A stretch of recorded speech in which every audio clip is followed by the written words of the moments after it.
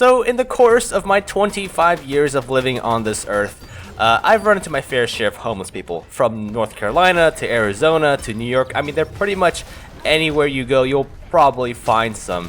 I'm talking about them as if they're an endangered species. By no means are they endangered, and I can only imagine how rough it is living out on the street.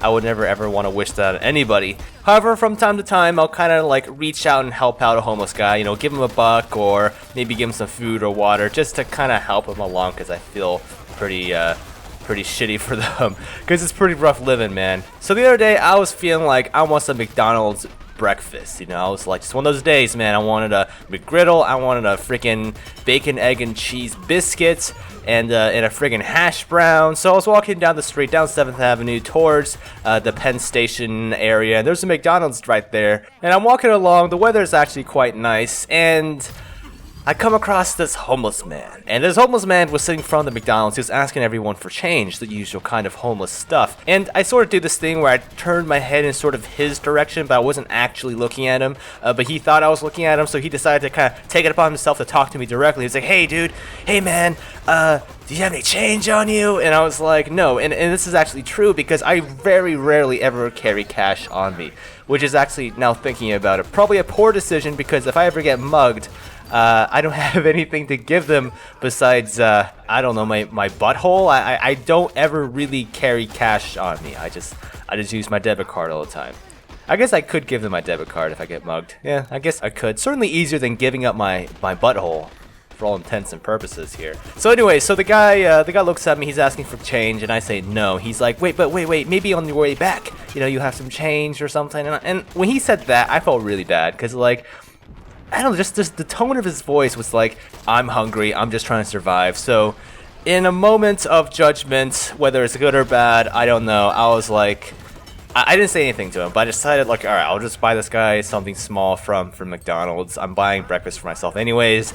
I'll just grab him something small, no big deal. So I go up to the counter, put it on my order for a freaking, what was it, like a sausage McGriddle, a sausage, egg, and cheese biscuit, and a hash brown, I think. And I was pretty hungry this morning, but I was like, alright, you know what? I'm just gonna give him one of my things. So order comes out, they call my number, I go up there, I'm like, yo, give me another bag, please. And so they gave me another bag. I kind of organize almost randomly which things go in what bag. I didn't even take the time to really look at the wrapper, so I just kind of put, you know, one sandwich looking thing in one bag, and I put my hash brown sandwich thing in another bag for me. And I walk out and I hand the guy the bag. And already, the moment he got it, he started saying, "Man, I hope this is something I can eat." And this is not the first time it's happened, so I keep walking because I knew this is going to end up badly. Oh, and before I continue, you know how like McDonald's plays music on the radio or whatever their soundtrack is? So there was like a very sad song playing. It's a popular song, I just can't think of the name right now, but I'm just going to like play one right now just so you guys can visualize what's going on. So this sad song's playing, and I hear him mutter something to the effect of, "It better not be a McGriddle." But the moment he finished that sentence, he must have opened the bag and saw what it was, because he was very disappointed. He was like, "Oh, fuck, not again! I get these all the fucking time! Ah, I hate McGriddles!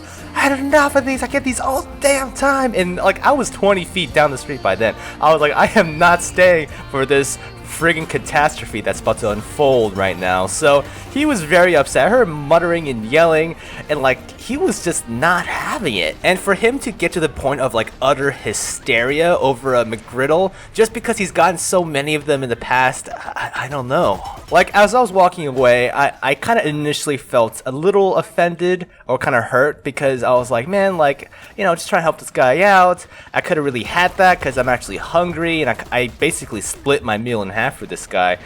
But suddenly I realized, like, this guy must get so many McGriddles every day for him to get to that point. I mean, I couldn't imagine eating a McGriddle every day, and it was just hilarious to me, just in the moment. It was just hilarious because the sad music is playing. The guy's like crying out because he hates McGriddles, which has got to be the most random thing, yet it is so friggin' specific, like specifically a McGriddle. I mean, this is shit I can't even make up. This is just shit I can't even make up. And honestly, part of me is tempted to kind of go out there tomorrow and buy like 10 McGriddles for this guy, drop them off in bags, and just record his reaction because it's gonna be priceless. But that sounds very cruel, actually. Yeah, the guy's honestly, if the poor man is sick of McGriddles, I shouldn't taunt him like that. But just in the moment, like, it was just so comical in a dark, sick, kind of sad way. Fucking McGriddles, man. Man. Anyway, so what was I going with this? Yeah, I don't know. I'm not hating on the homeless. Like, I'm sure they have a whole set of problems that I hope that I never ever sort of experience, because I can only imagine how rough it is being homeless, especially in New York. Holy fuck. But I never thought one of those problems would be a freaking hatred towards McGriddles. But yeah, this is not the first time it's happened. I'll probably share those stories later on. But you guys are probably thinking, well, Candy, you're a fucking idiot. You should have learned your lesson by now. Well, maybe you're right. Maybe I should have learned my lesson, but I don't know. I think there's some value in being nice to people, even if they're kind of weird and not into McGriddles. I didn't know, dude. If I knew, I would have given the biscuit, but I didn't know. I just fucking did it by random. So, you know when you say like a word over and over again too much and it starts to sound weird? Like McGriddles? McGriddles? Someone down in the comments is probably going to comment on my taste in food. And this probably isn't going to help, and hate to break it to you, but I got some weird taste in food, okay? I like tripe. And if you guys don't know what tripe is, essentially cow guts or cow intestines. You can find it in dim sum. Some African dishes do it as well. It's fucking amazing, man. If you guys haven't tried out tripe, you are missing out on a lot. I mean, you shouldn't even be able to go to college if you haven't tried out tripe, okay? It is that serious. In fact, you should even be considered an adult legally. You should not legally be considered an adult until you tried out tripe. If I ever become president, that is going to be my first thing I do, okay? When I'm in office, everyone has to try out tripe. Everyone's got to do it, okay? So next time you're at your local dim sum restaurant, ask for tripe, okay? Tell them your sugar daddy sent you. Anyways, that's enough for me and my ramblings about food and homeless people and McGriddles and tripe. Yeah, I got more stories to tell you guys later on, but for now, I guess that is it for today, and I guess I'll see you in the next one.